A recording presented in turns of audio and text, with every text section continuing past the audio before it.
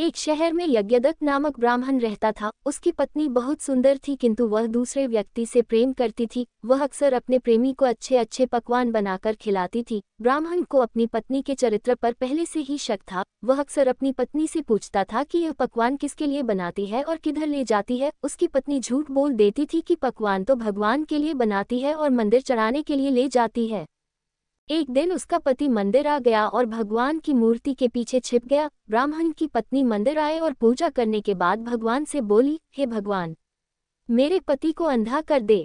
ब्राह्मण मूर्ति के पीछे सब सुन रहा था और ब्राह्मण आवाज बदलकर बोला, तुम घर जाओ और अपने पति को खूब मीठे मीठे पकवान बनाकर खिलाओ, इससे उसे मधुमेह की बीमारी हो जाएगी और वह धीरे धीरे अंधा हो जाएगा।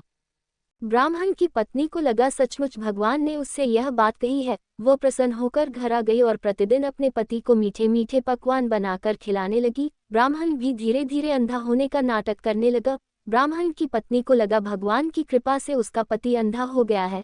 अब वह अपने पति को अंधा समझकर उसी के सामने अपने प्रेमी को घर बुलाने लगी। एक दिन जब उसका प्रेमी घर आया तो ब्राह्मण ने लाठी से उसे इतना मारा कि वह वहीं मर गया। ब्राह्मण ने अपनी चरित्रहीन पत्नी के नाक और कान काटकर घर से भगा दिया। शिक्षा, बुरे काम का बुरा नतीजा। हमें शिक्षा मिलती है, कभी किसी के साथ विश्वासघात नहीं करना चाहिए।